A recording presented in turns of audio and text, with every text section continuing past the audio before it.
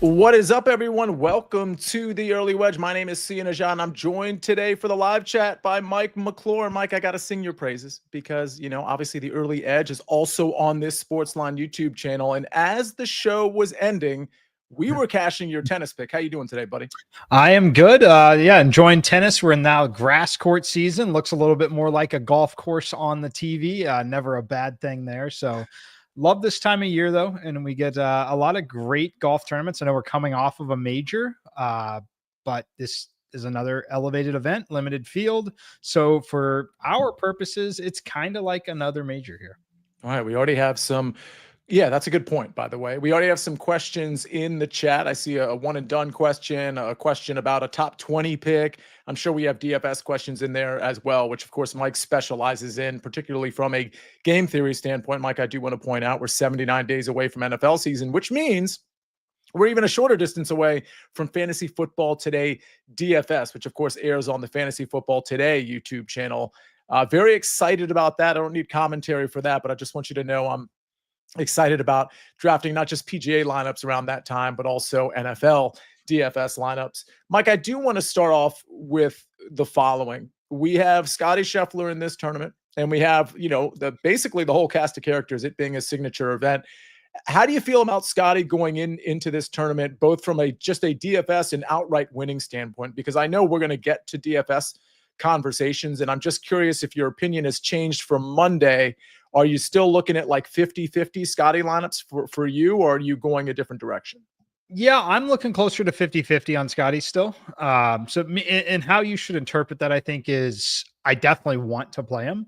Mm-hmm. I'm just not going to go all in. I'm kind of honestly probably going to match the field, and I'm not playing a ton of lineups.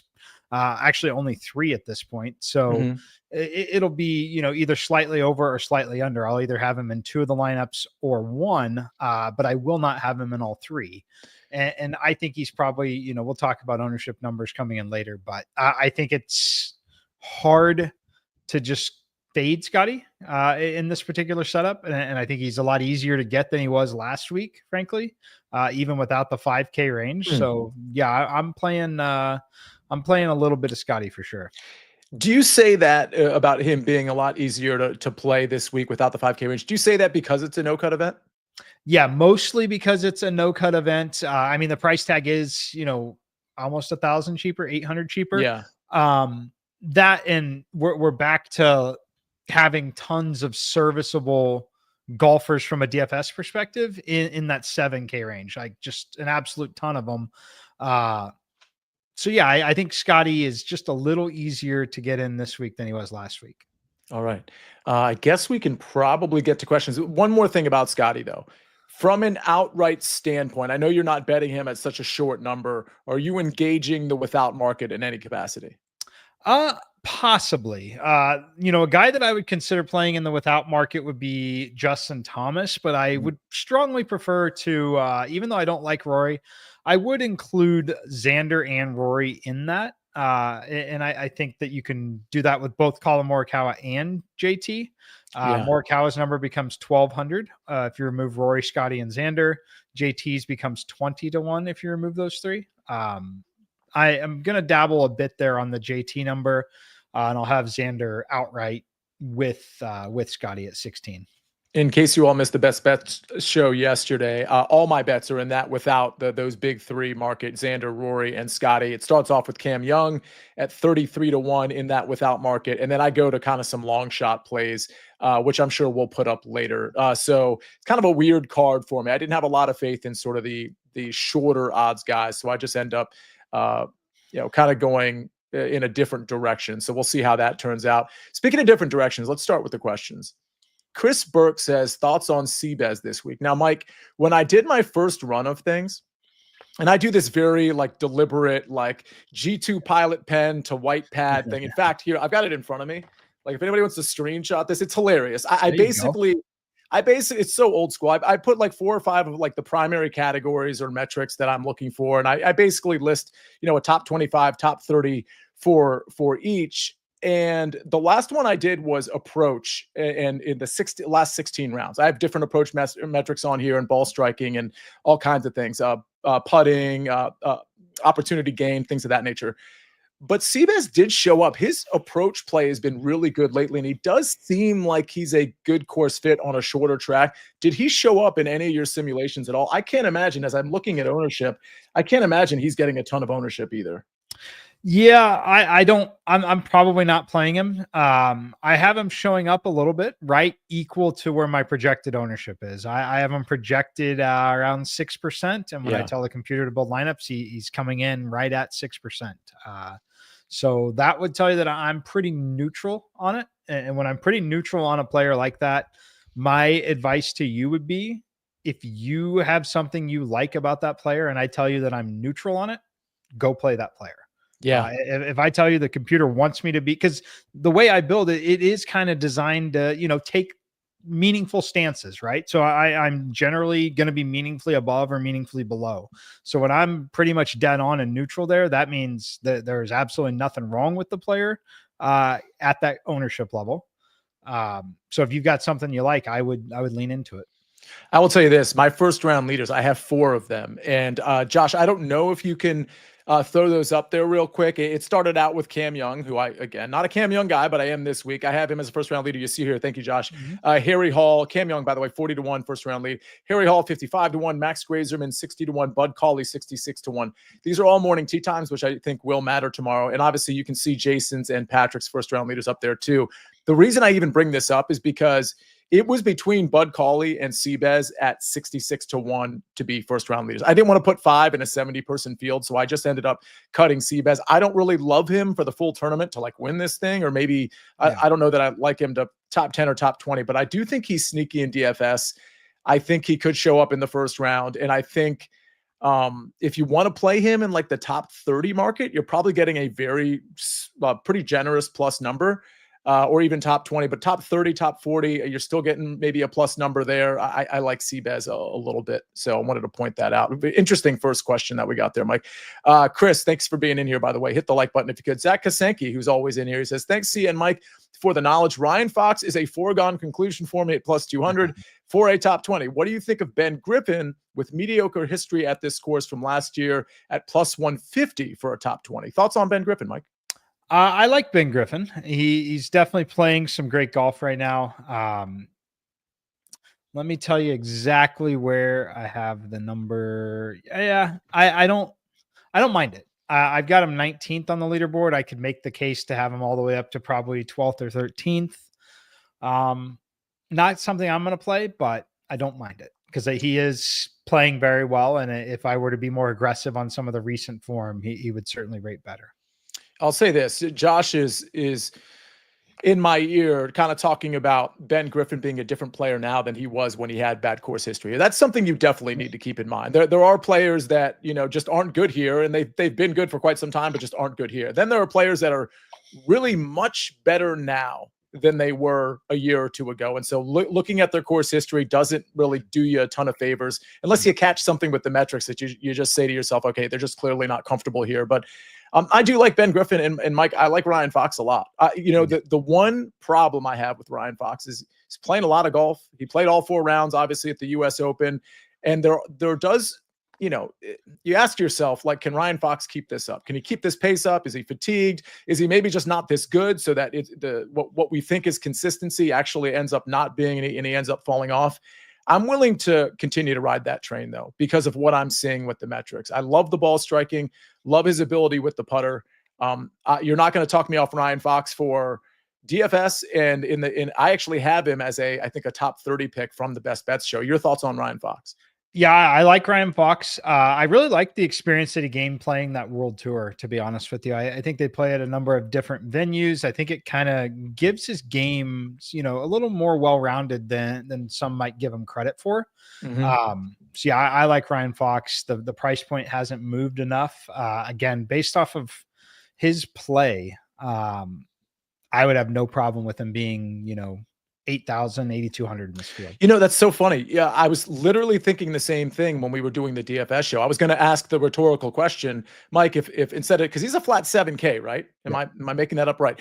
If he was 7,900 or even 8,100, and you already answered this question, but like, we wouldn't be like, oh, that's a weird price for him.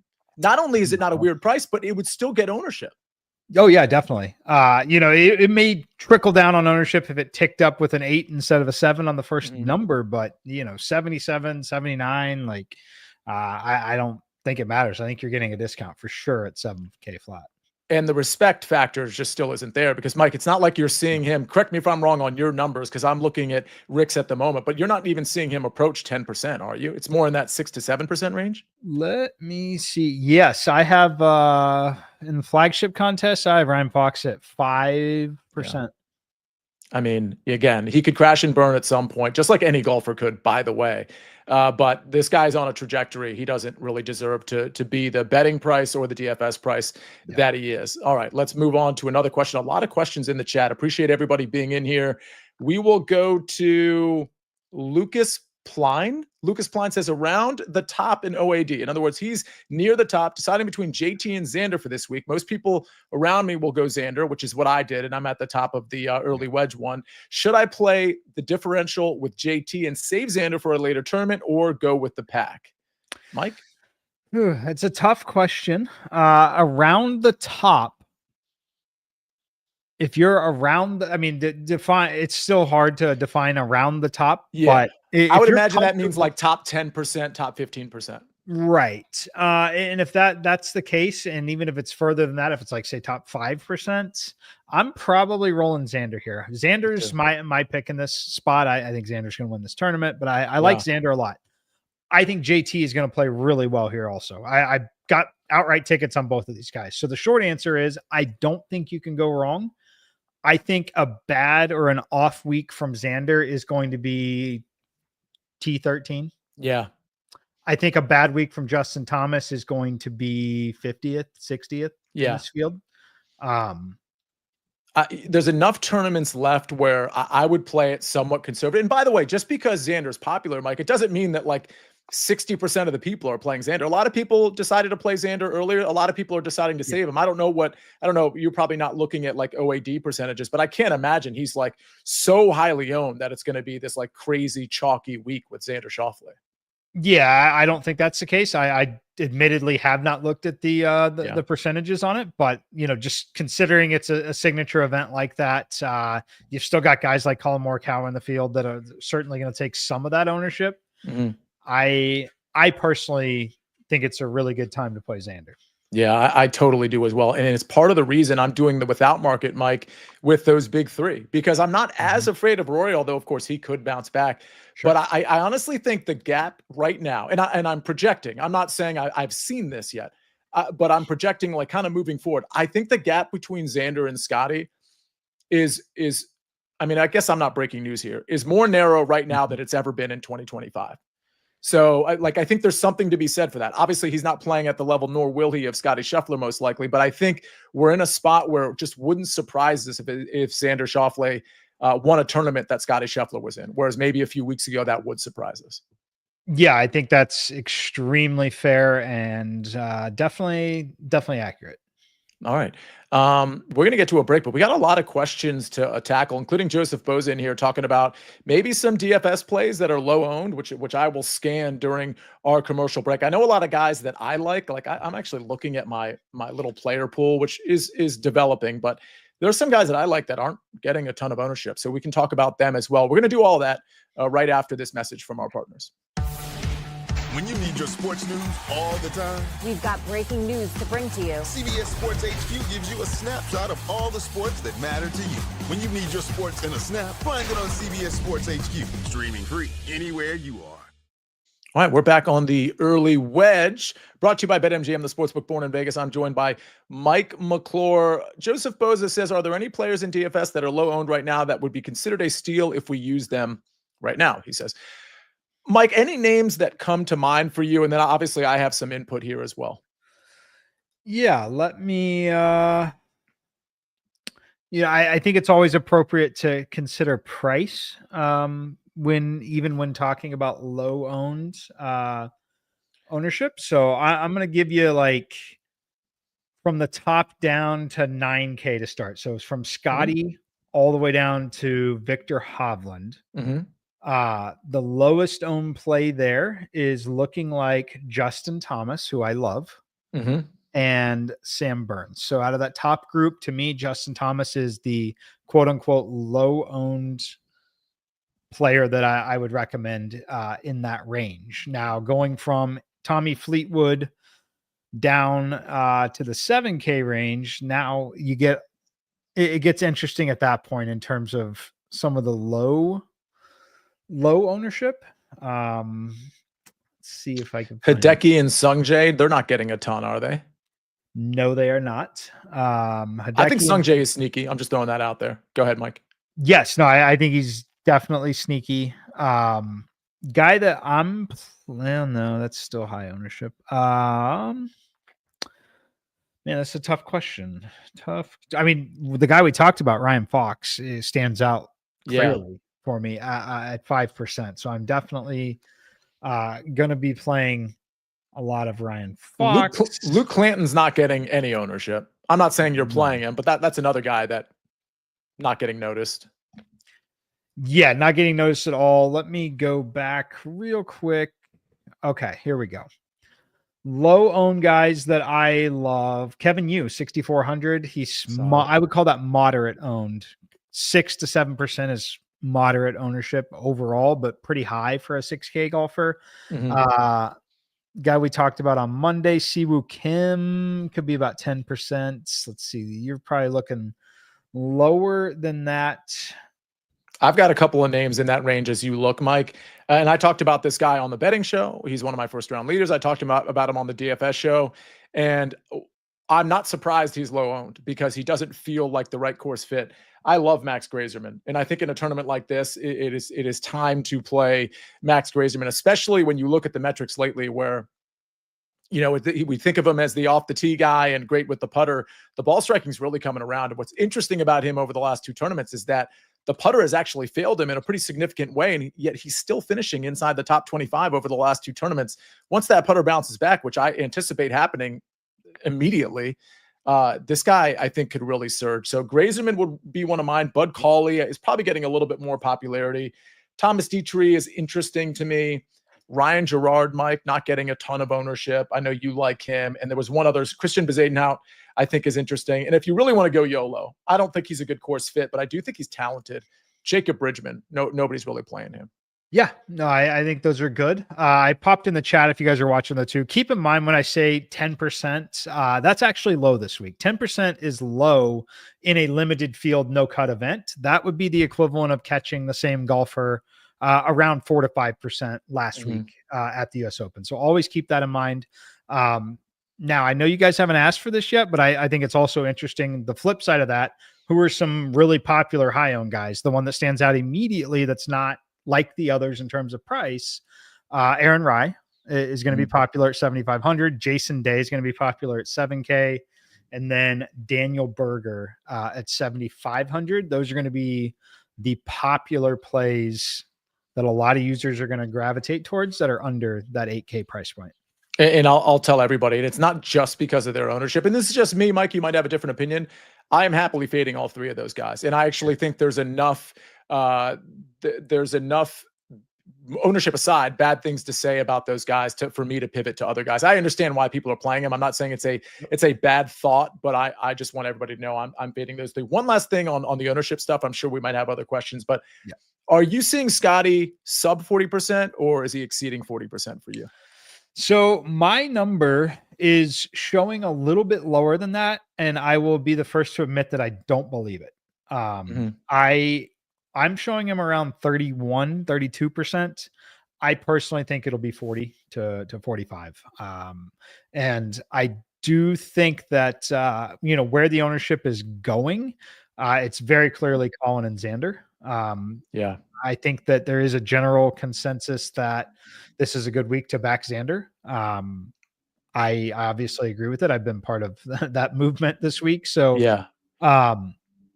it'll really depend ultimately on what the field does with Rory, right? So I think that Rory ownership number is just directly going to impact Scottie. If Rory is truly going to get owned like my stuff says, then that's going to pull Scottie down about 7-8%. If not, Scottie's going to be 40 plus.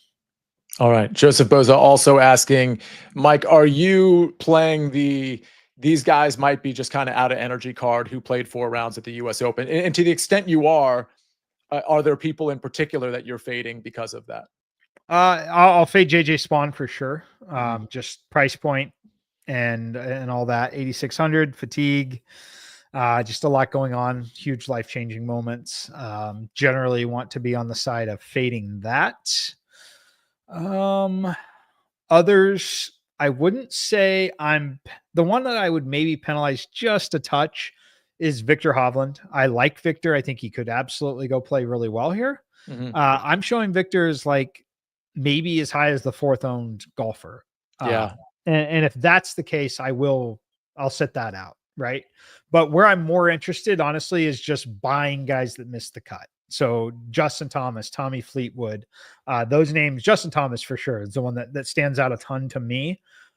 Just some of those guys that missed the cut, got out of there early, didn't have the stress, just didn't have that stress and got an extra day off. Interesting question from Jack George. He's kind of breaking some rules here, but I think it's worth articulating regardless for everyone listening. He said, Bet Rivers is offering Scottie Scheffler for a round 1 matchup against JJ Spawn, but it's not a true matchup because it's a 3-way with ties losing. And he's saying, well, Scottie minus 200, ties, you lose, but he wants to put, more than a couple of units on it because he thinks Scottie's going to run away with it. Mike, can you give me some thoughts here? I mean, I think Scottie wins it. I think we all understand that intuitively, and it's evident by the minus 200 price point.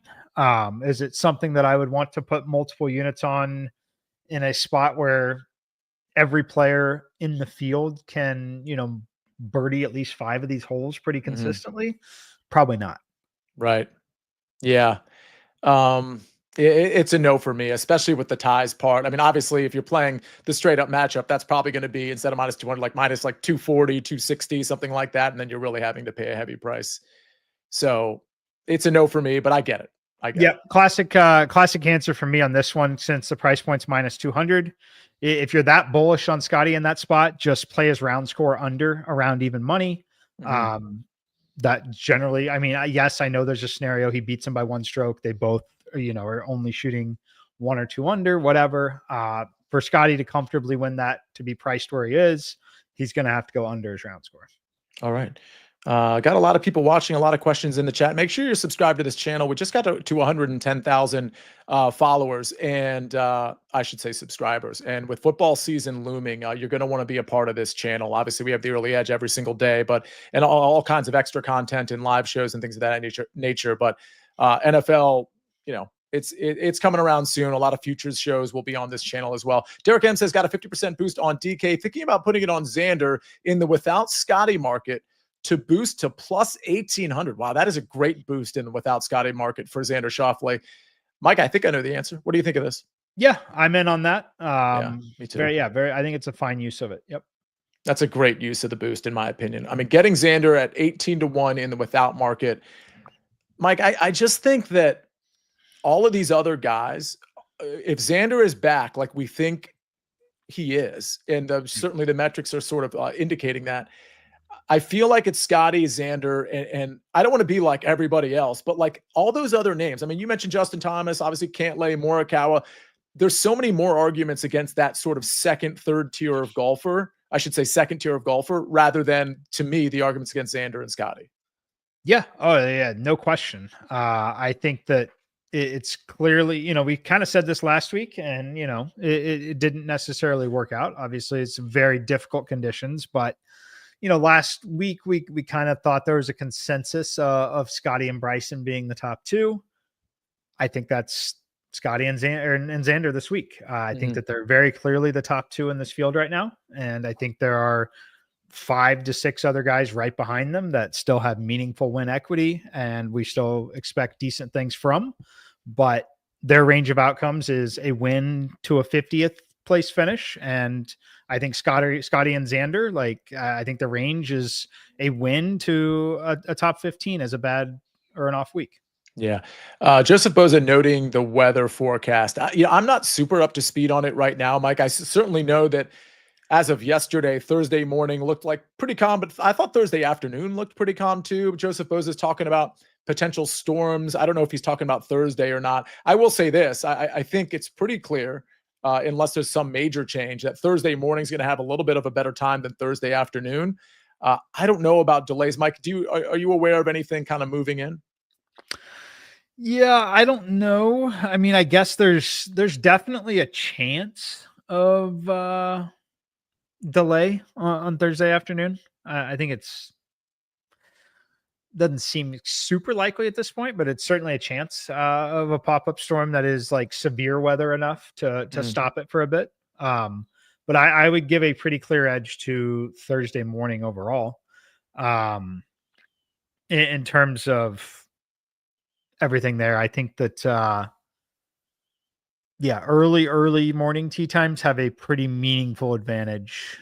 There.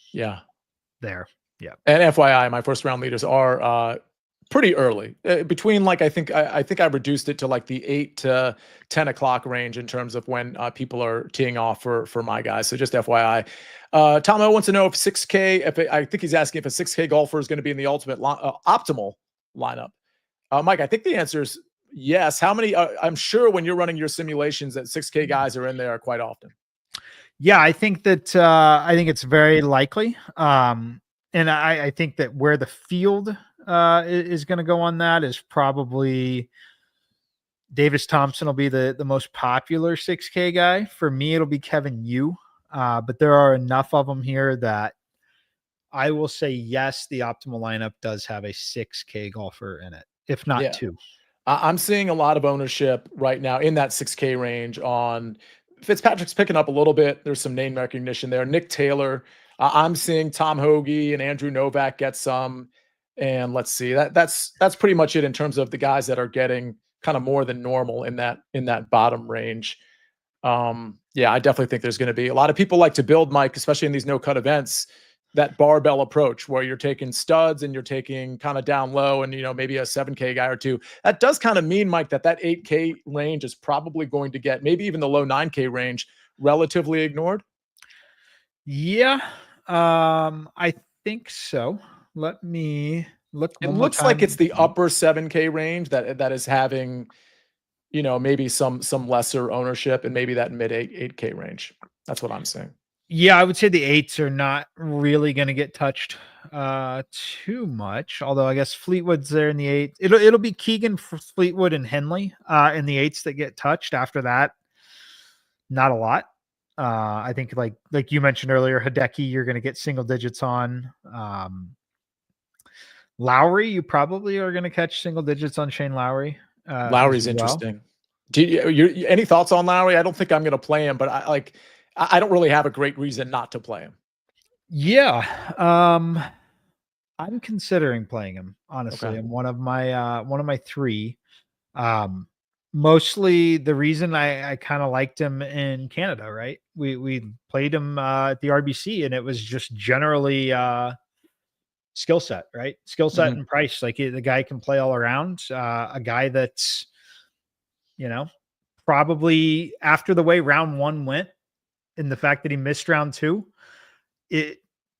for him, it was a great thing that he ended up missing that cut because he wasn't winning the event had he made the cut at that point, and just getting out of there was probably a really good thing. And you mentioned 79 days till NFL. Shout out Shane Lowry, opening round 79. That's the score I'm talking about. Yes. Synergy. Now I have to play him in at least a couple of lineups.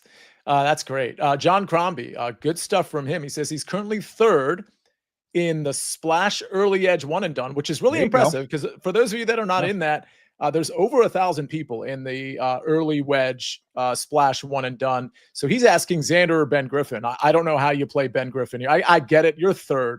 I know you might want to save Xander. Like I get that argument, but saving, I don't think plays super well. I think Xander's ready. Mike, you would go with Xander here in this position. Yeah, this one's really not particularly close for me.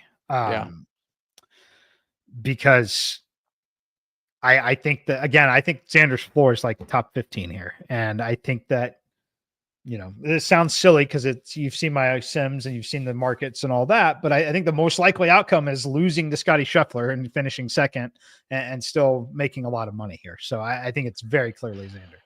By the way, if you're wondering what Mike is talking about when he says you see my sims, they're over on SportsLine. His simulations, DFS picks, how he thinks the leaderboard is going to go. That's really across, Mike, all sports. I mean, I know you do it for baseball and football and golf and NASCAR. I'm sure I'm missing something.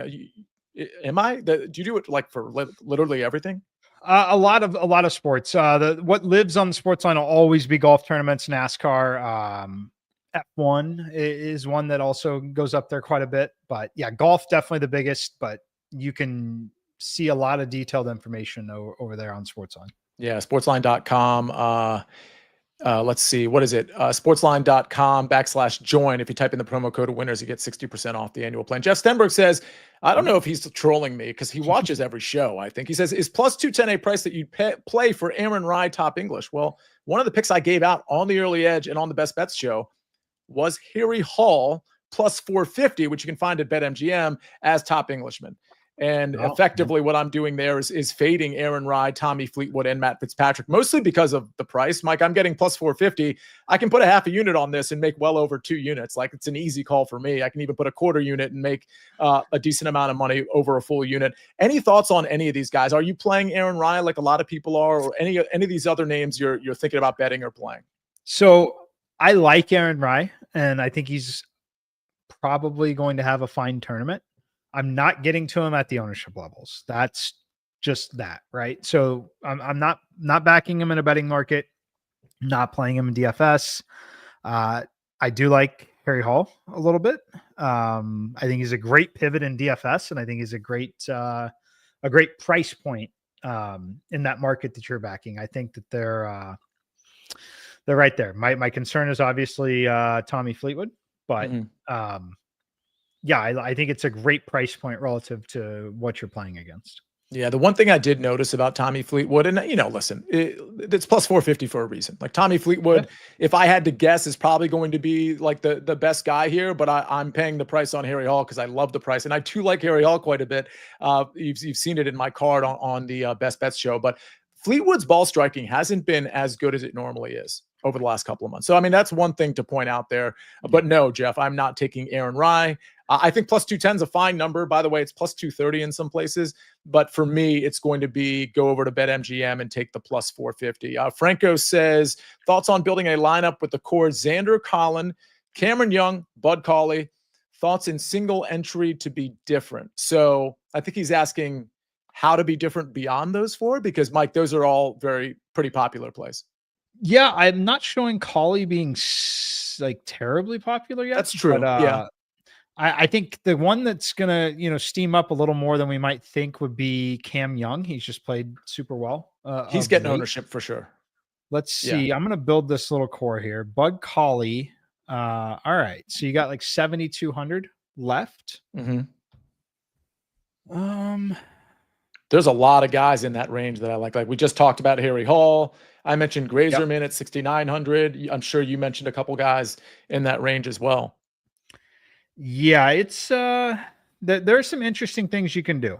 I doubt you like anyone all the way at the bottom, but if you wanted to just get extremely different, I hate giving out the full lineup here, but I'm going to quickly do it. I would maybe play Austin Eckroat at 6,100 and Shane Lowry at 8,300 to make that lineup very different.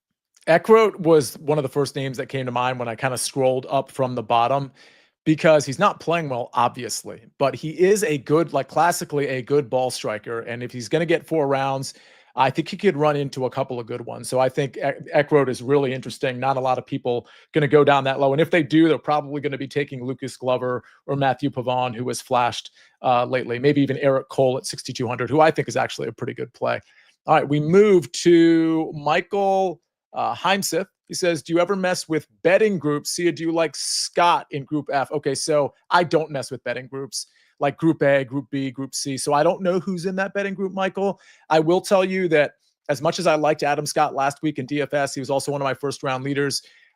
part of that was predicated on Adam Scott wanting to show up for the big tournaments. And I understand this is a signature event, but I'm really talking about majors when I was talking about him last week.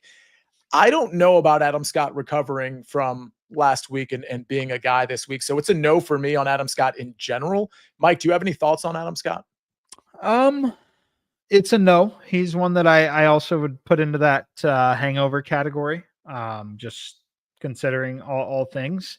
As far as betting groups, I'm curious, where are we betting these groups at? Is that a BetMGM market or is that? I know it's at DK. It might also be at BetMGM and places like FanDuel, but you'll see it under tournament groups. Like it's pretty easy to find. I just never click on it because I'm not interested in the odds, but go ahead.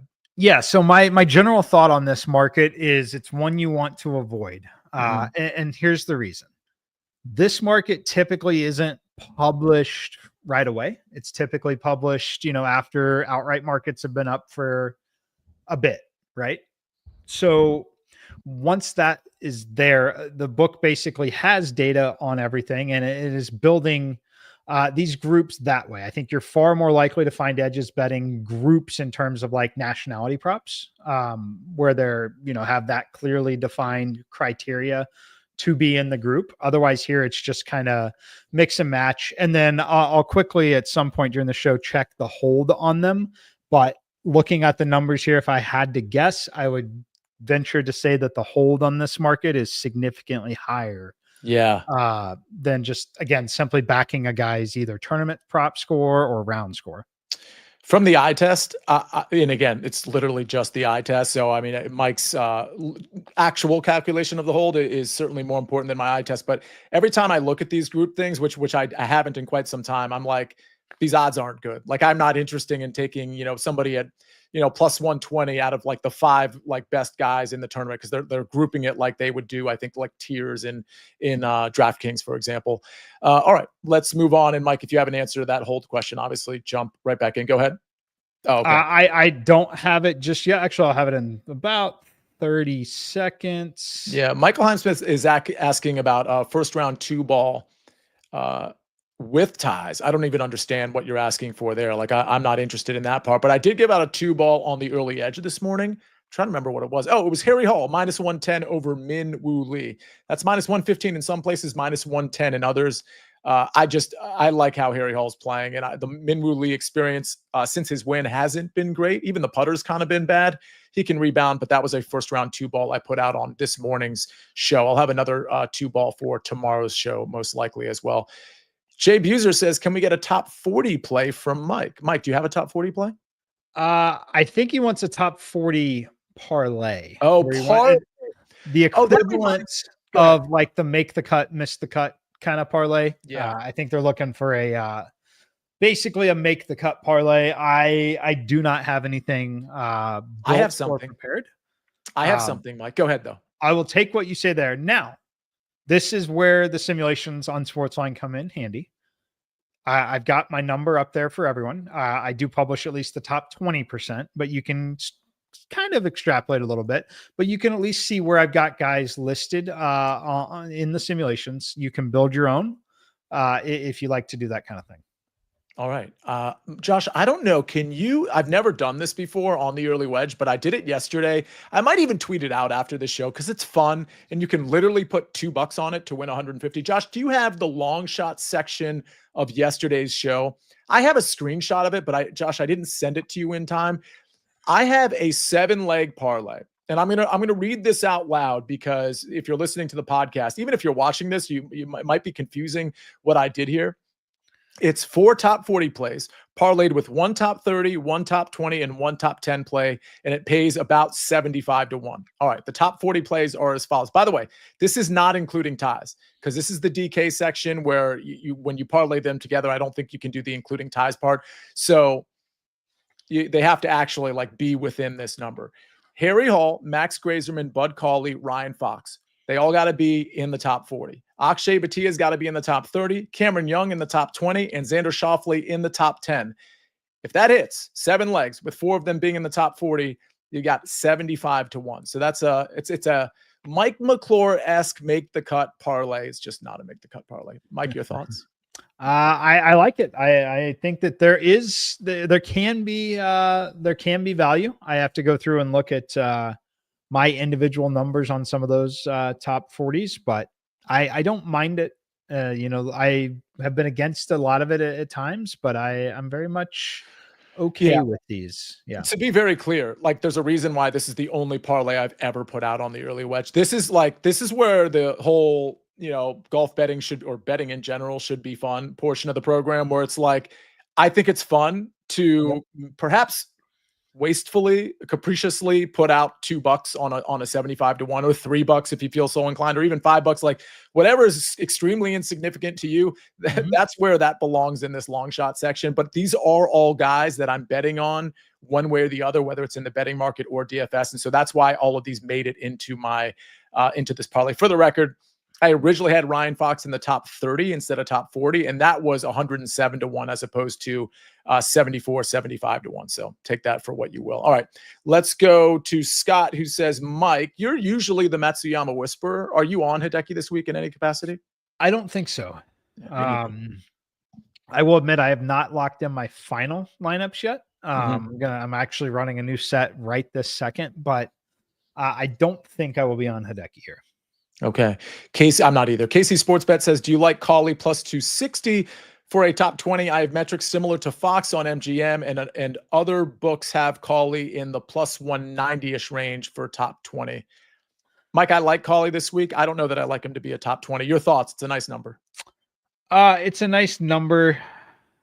He's played a lot of great golf, but I don't love it. I don't love it. He has upside. There's no question. Sure. And he hasn't played this course in a long time. I think that's partly due to the injury he had in 2019. I think he's played in 2017, 2018, 2019. I think he played this course, and I think he was okay. But I love how Bud Cauley's playing. I like the upside. I understand this bet. I'm not doing it, but plus 260 is pretty compelling. So, I'm not going to talk you out of that one. That's for sure. James says, I'm in 33rd out of 100 in one and done. It's stroke play one and done. Okay. How do we feel about Akshay as a low owned to hopefully pick up strokes? I like Akshay this week. I think he grades out really well, Mike. In that little chart I put up, Akshay was all over it in a lot of different capacities. What do you think? Yeah, I think that 33rd out of 100. Yeah, I think it's okay. Yeah. It's okay. All right. Anyone like Hovland this week? So we talked about Hovland. Strange Brew wants to know. I mean, Mike, we're pretty much like, I think Hovland's an okay play, but we're probably not playing him in DFS this week. I don't have him in the betting market personally. Yeah, I'm off Hovland. I think that it was great to see him play well. I think Rick, I think laid this out perfectly on Monday. When we mentioned the hangover and the fatigue, it's not the physical aspect of it. He's in tremendous shape. He hits more golf balls than essentially anyone not named Bryson DeChambeau at a major. And I think he's fine from that aspect. I still think it does take a toll mentally, and this course is going to be somewhat of a birdie fest, certainly in comparison to last week.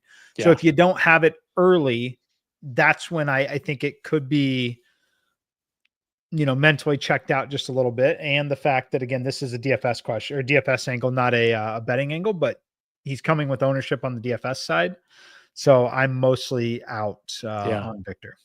I agree with that on the DFS side in a big way. Anson says, do you ever try small parlays of the top 20 market? Mike, first things first, I know I just repped a parlay, but I did say, like, put $2-3 down on it if you feel so inclined. Like, parlaying in general, probably frowned upon by a professional bettor like yourself, but even in the top 20 market, so much can go wrong if you're doing like a 3-person parlay, 3-leg parlay.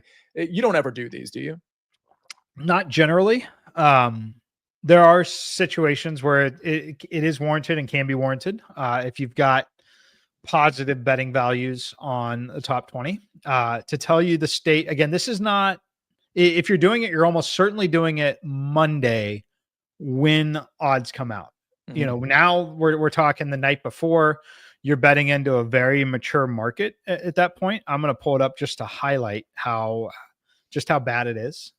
From my model, simulations up on SportsLine, there is exactly one golfer that has a positive EV in a top 20 market. One. Wow. in this field. That's just where the pricing is, where the hold is. There's one golfer that has a positive number, and I'm pretty high on him relative to the field. Otherwise, it would be not a single one has a positive value at this point. On Monday, was that different, you think? On Monday, it was, I honestly, I didn't run the top 20s at that point, but on Monday, I suspect it would have been 3 or 4 total, but not as many as people would like to think. Now, I think it's also important to put some context around that though, too, because you're talking about a field with 72 golfers. So, even if you had 7, that means you'd be claiming to have an edge on 10% of the field, which I think is crazy. Like, you definitely don't have an edge and a bettable number on 10% of the field. So long story short, no, I don't bet those. And the reason why is there's not a lot of EV in doing it. If it is, you're doing it on Monday. But that top 20 market is one that's focused on a lot, and the hold is quite high.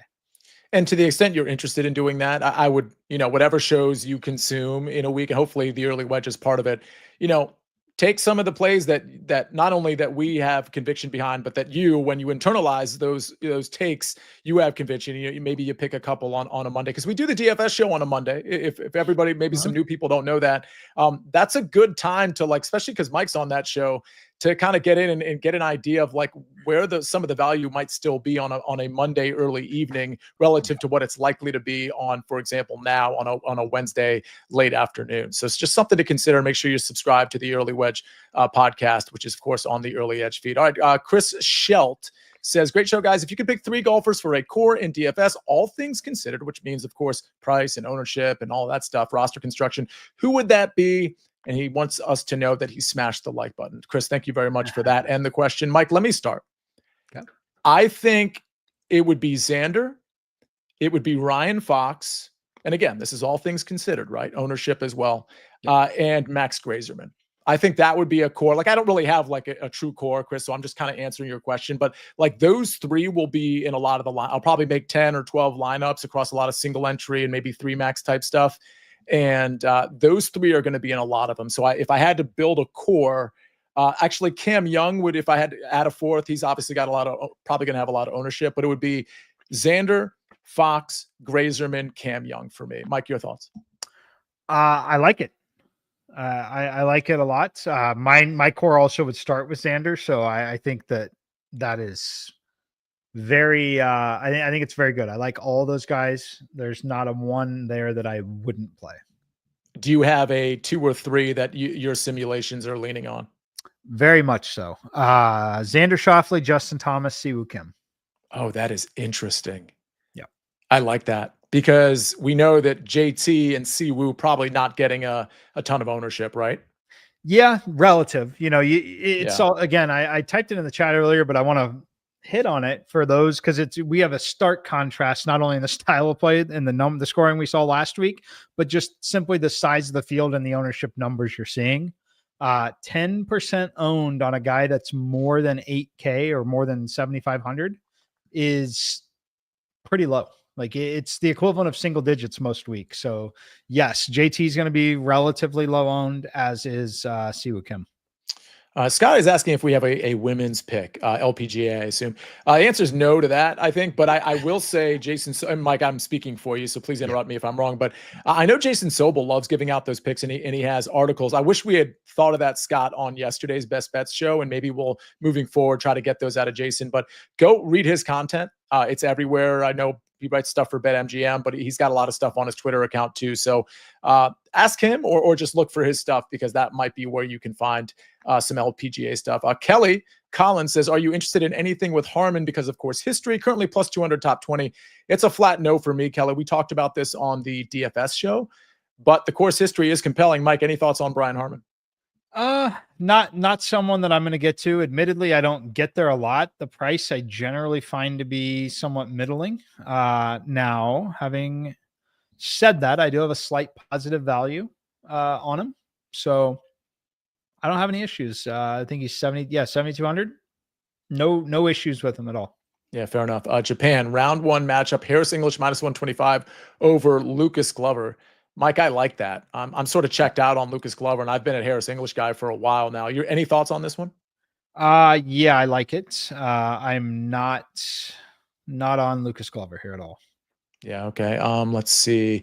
We've got Dylan Burns, no relation to Sam. I don't think I've heard Denny McCarthy's name come up much this week. That's true. Seems like a decent course fit. What are your thoughts? Mike, any thoughts on Denny McCarthy? Yeah, I think it's interesting. Neutral again, kind of neutral value for me. 6% owned. Well, to give you perspective, I say that 6% owned when I tell it to run the maximum 5,000 lineups that the computer will run, gives me 5.7%. So it's just like right there. Same. I know it's a boring conversation to have, but if you like something about Denny McCarthy, I think you should play him because I don't have a negative value on him and he's 5% owned. He's a no for me, but he has had some success here, especially over his last 2 years where he started off without any success.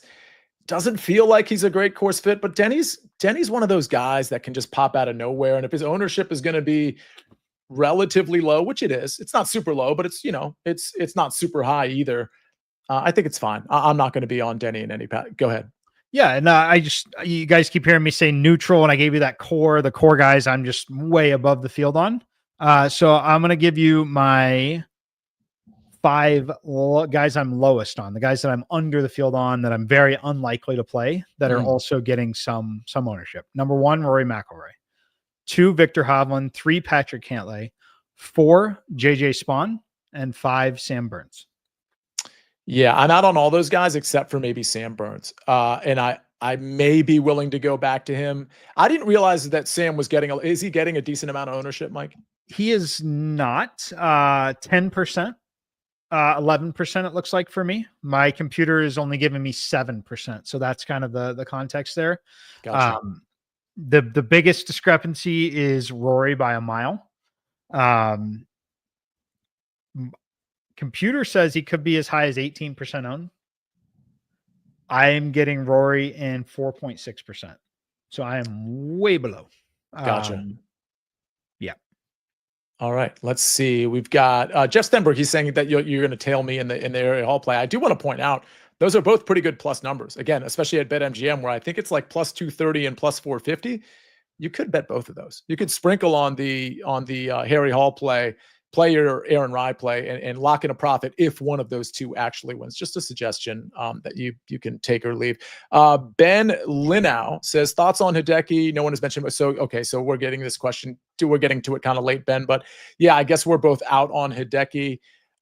Strange Brew asks about Sung Jae and whether he's a sneaky play. I think he's a very sneaky play. And honestly, I'm seeing enough signs from him that I think he could succeed. The approach play has just been bad, but I've seen him string together a couple of good rounds. I mean, any thoughts on Sung Jae, Mike?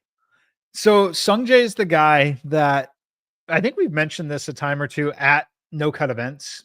When you can make a bunch of birdies and you're guaranteed 4 rounds, like Sung Jae is live to quote unquote randomly go 61 anytime. Right. And that's appealing, and it has to be appealing in DFS. Again, I'm not going to tell you to go bet Sung Jae. I don't particularly like him in a lot of those betting markets, but there is a separation, particularly the more often you see birdies on a course, from betting and DFS because of the way the scoring works.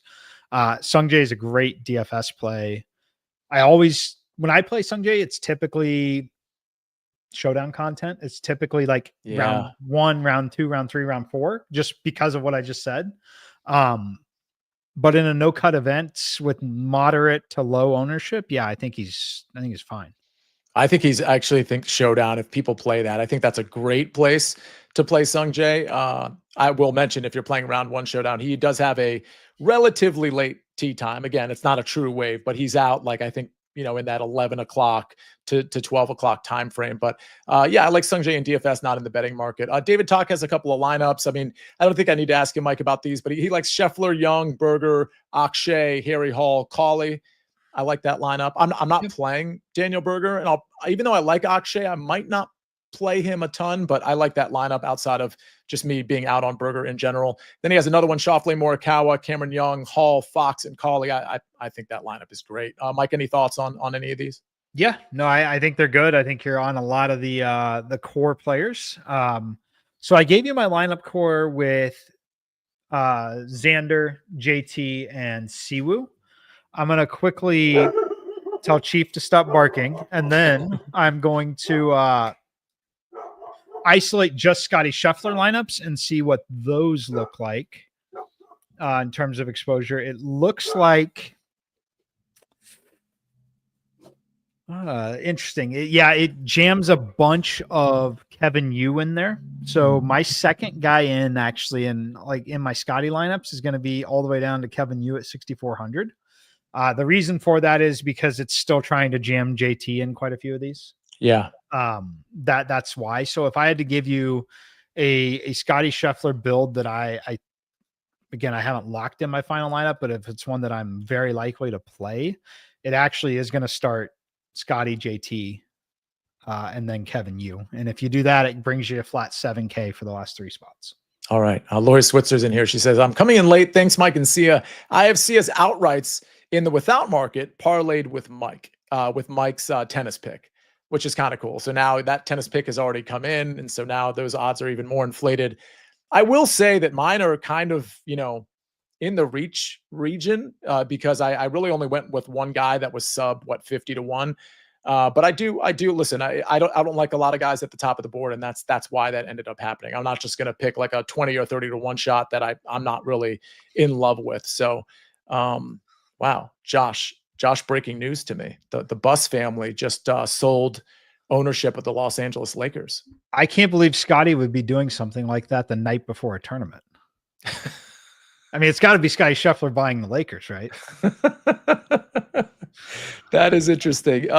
Josh, before we get out of here, can you get in here? I would like to get, as I typically like to do.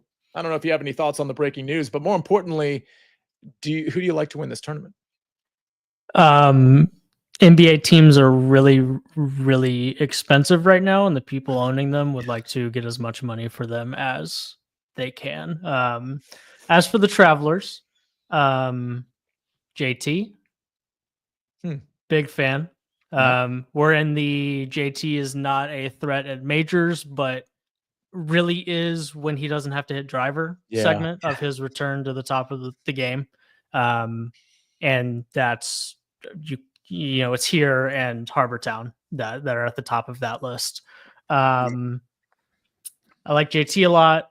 Russell Henley, top 10. I'm in on T5, T8 win and T5 on his signature event resume this year.